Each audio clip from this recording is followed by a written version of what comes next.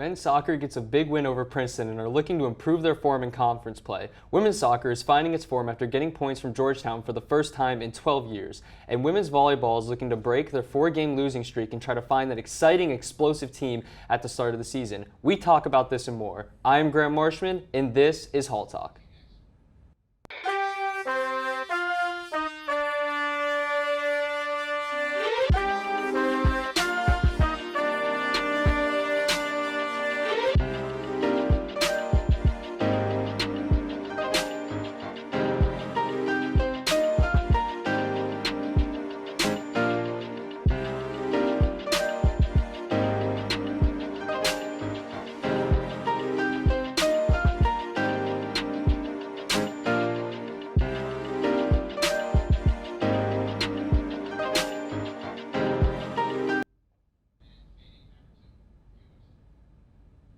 Hello, ladies and gentlemen, and welcome to this new edition of Hall Talk. I'm Graham Marshman, joined by my analyst, Liam Harding, and we're here to talk about Seton Hall sports.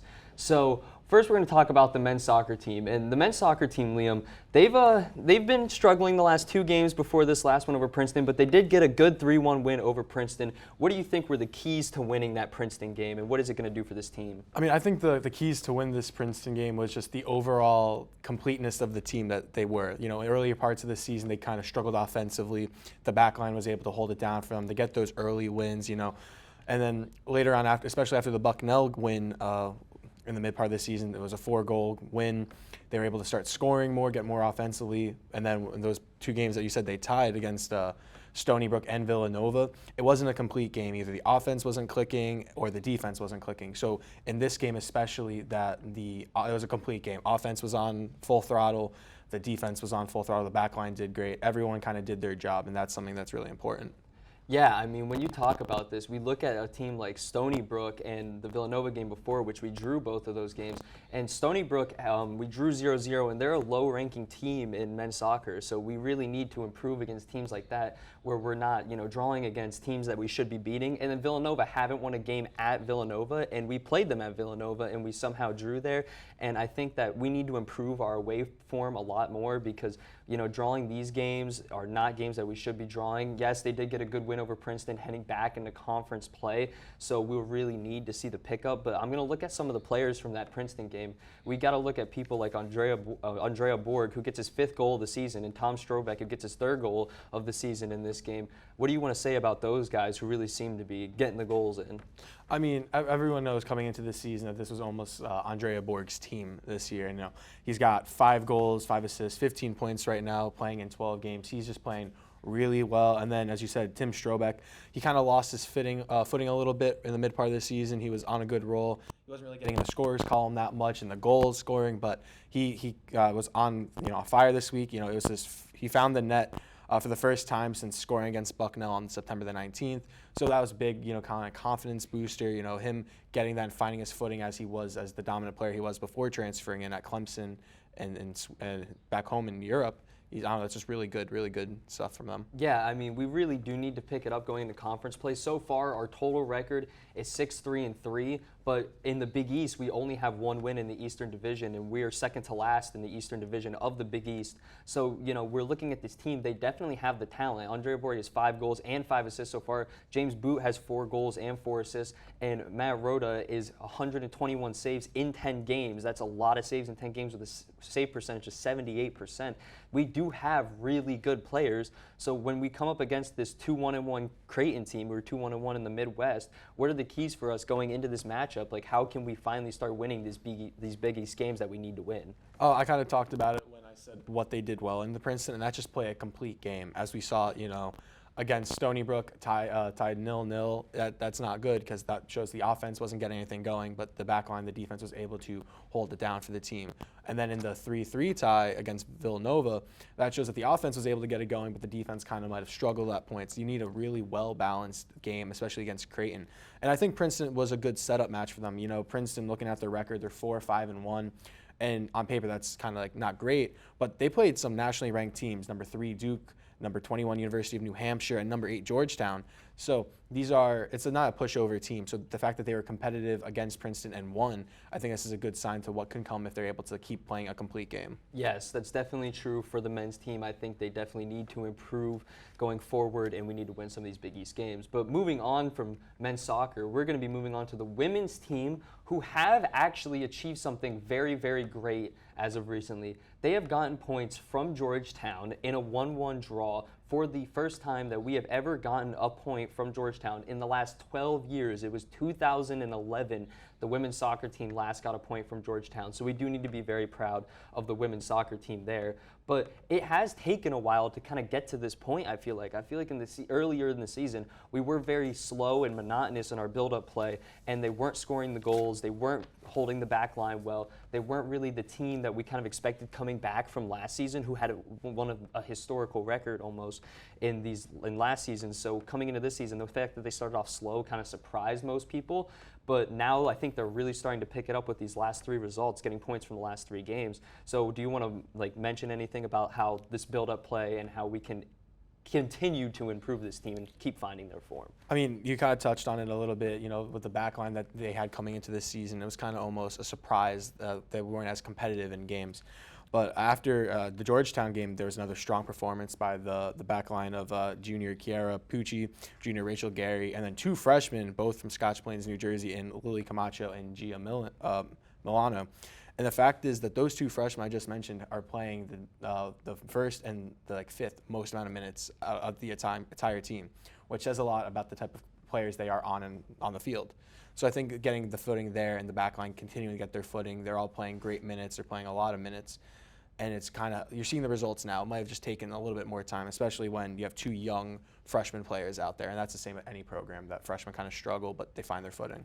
Now, you did mention the 2 freshmen who have been really doing a lot for this team and really putting in the work, but we need to mention the 2 big players on this team who actually made the Big East Weekly Honor Roll this weekend. So we are going to talk about Natalie Tavana, who has 11 goals and 2 assists so far this season, which is absolutely amazing.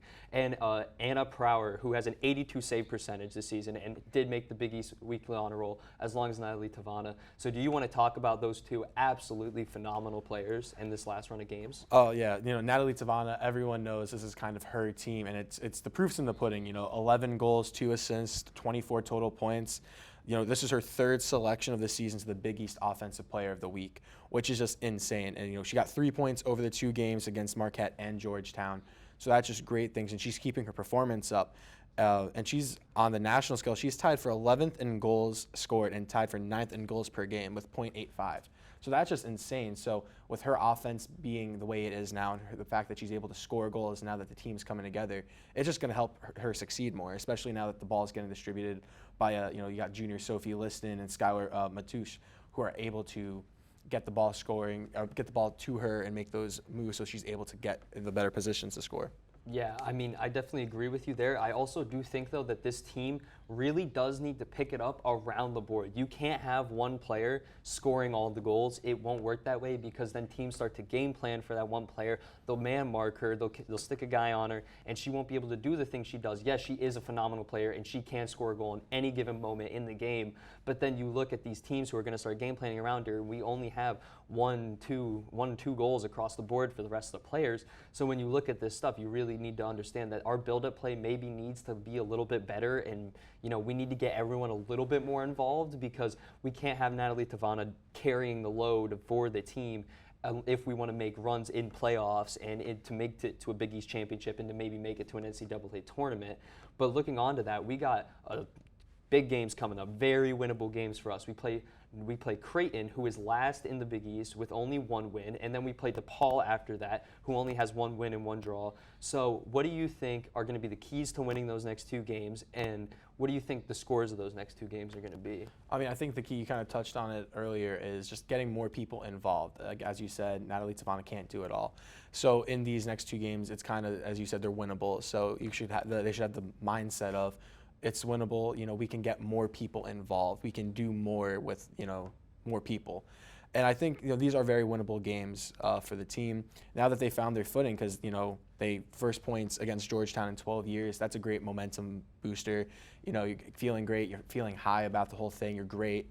So I think with that momentum and all that feeling, they can come out really well, really strong against these two teams. And I think there'll be closer games because the offense isn't always clicking. So I think it'd be 2-1 or 1-0 wins for both games. I like that. I mean, like I said, Creighton is last in the Big East, and I think that needs to be a for sure win for our team here, especially if they're looking to build confidence and they're wanting to make deep runs into both the Big East playoffs and potentially make an NCAA tournament. So we need to beat Creighton. I think we need to beat Creighton pretty harshly. I'm looking for a Natalie Tavana maybe hat trick, maybe. We can throw that out there. I'm looking for a 3-0 win against Creighton, though, and hopefully for DePaul, I'm looking for a 2-1 win. I think that might be a little bit of a tougher game. DePaul does have some very good competition out in the Big East. So moving on from women's soccer, we are going to be moving on to women's volleyball, who has not been performing as well as we had hoped, looking at the start of the season where they performed very well. They were beating some very good teams, especially out there on the West Coast.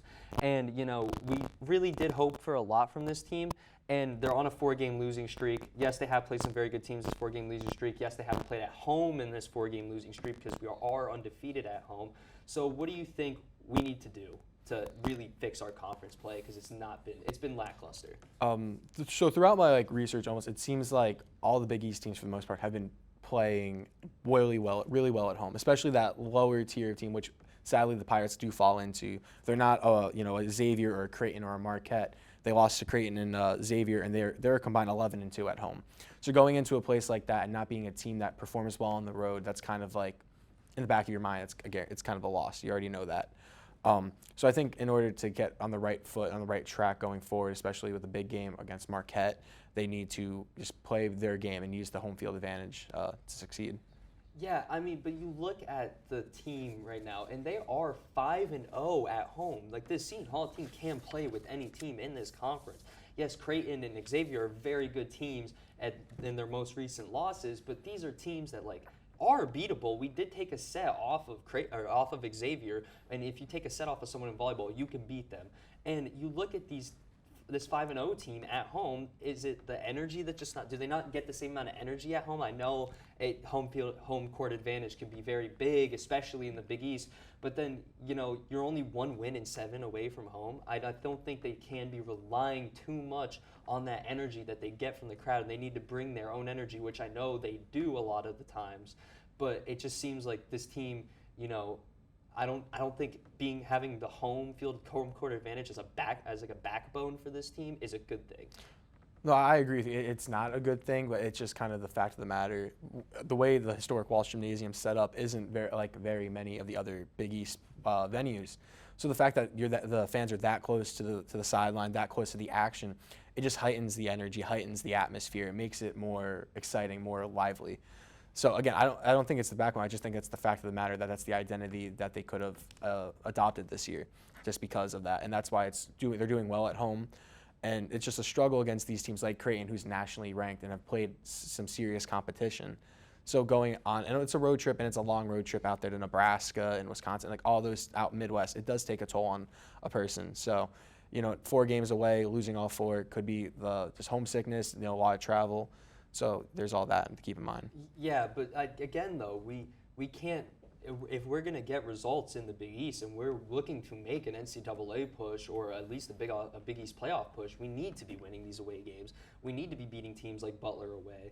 You can't be dropping games like that, because if you're dropping games like that, then you're not going to, you're not playing at home in the Big East tournament. You're not. You're playing away at a neutral site. So if you need the crowd to back you up, you can't win those games because the crowd's not going to be there like it is at Walsh Gymnasium. Walsh Gymnasium's small, it's compact. There's so many people there all cheering for you. We do have a great student output at those games, and the fans really do get going. So if that's what it takes to push this team to the next level, then we need to really find something else that's going to take them there, because I don't think that they're going to win in those tournaments at those neutral sites. But moving on from that, we're going to look at the next two games they have. They have played Marquette and DePaul. Now, granted, those games are both at Walsh Gymnasium, so we are hoping for good results from those games. I want everyone there, hopefully show their support. But they are back-to-back days, so fatigue is definitely going to play a little bit of a factor there. What do you think are going to be the keys to winning this game, especially at Walsh Gymnasium, which we just talked about they're so good at? It's just coming up to the task and playing a complete game. I know I keep saying that, but when you're going away and you're losing, not picking up a win in a set against Creighton. And Creighton's a nationally ranked team. And I compare that to Marquette because Marquette is also receiving votes to be nationally ranked. They've lost 7 games this season, and all 7 losses have been to nationally ranked teams, like number 7 Oregon, number 1 University of Wisconsin, which they stole a set from, number 18 Tennessee, and so on and so forth.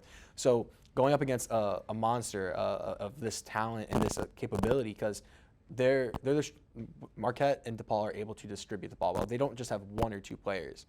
And I feel like Seton Hall's still trying to find their footing, so hopefully that they're able to find their footing this week in these next 2 games to get those wins. Yeah, you're definitely right. These teams have played very good competition and there are no rollovers, but that's what I mean. So if we win these next 2 games in Walsh Gymnasium, that just shows that we are a team that can beat any team in the Big East. Yes, Creighton is nationally ranked and have been a very good volleyball program for the last couple of years, and they're no joke.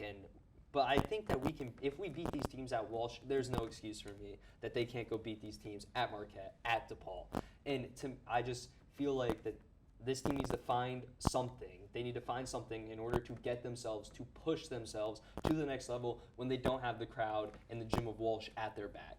And I really do think that this team could be really great, but there's a few players, I know you wanted to talk about. Do you want to talk about some of those players? Because they have been really good this season, and this team can be very exciting at times. So do you want to mention them? Yeah, obviously, the stalwart of this team has been Madeline Matheny. She's got 153 kills on the season after missing most of last year because of injury. She's just been coming off full force and being that grad leadership for some of the younger players that have had to step in, because I know the Pirates have been able to use a bench a little bit more, getting a lot more players involved in the game, rotating people. So having that leadership on the court and off the court is just really helping the team, and she's just been doing great. Numerous selections to the Big East Weekly team and all sorts of accolades like that so far. So I've just been really impressed with her game so far. Yeah, I also really like one of the players that, they don't really put it down on the stat sheet as much, but I feel like in volleyball, one of the most important things is the energy and the momentum that you get from, getting big things at big times in the game, like big blocks, big kills at certain times. And I think one of the best players to do that is Hannah Tooley. I mean, you might not see it on the stat sheet. She is our second middle, and she does do a very good thing at getting the crowd energized. The people love Hannah Tooley. When she does things, everyone gets up, they all get on their feet, because she's just an exciting person and she's very charismatic on the court, which I think is a very important thing to have in volleyball, is to have that person that can get the crowd going, get the energy up, get Walsh, like we had said with this 5-game unbeaten streak at Walsh, get that Walsh crowd really going. And against a team like Marquette, you're really going to need to do that because they are a very good team. And let's see if we can move to 7-0, hopefully, at Walsh Gymnasium. Yeah, I agree with you there. Hannah Tooley and Mason Wu have been able to get the crowd going, throughout their play, whether it be on the court or on the sideline, supporting their teammates. And it's always great to have players like that who understand their roles. Sometimes in the way everything's been going with sports, especially in the college atmosphere, they want to be the star. They want all this glory and everything. But the fact that we have 2 players on the Pirates women's volleyball team that are willing to cheer on their teammates when they're not in and cheer on each other when they're on the court says a lot about the type of character of themselves and the players in the field. So I think if they get the crowd going against Marquette, it's gonna help them out. Definitely. And I am very excited to watch these next few games for all 3 of our teams. And I think all of you guys should be excited because we do have some promising looking teams. And I think we could definitely make some pushes in the Big East tournaments for all 3 of our respective teams.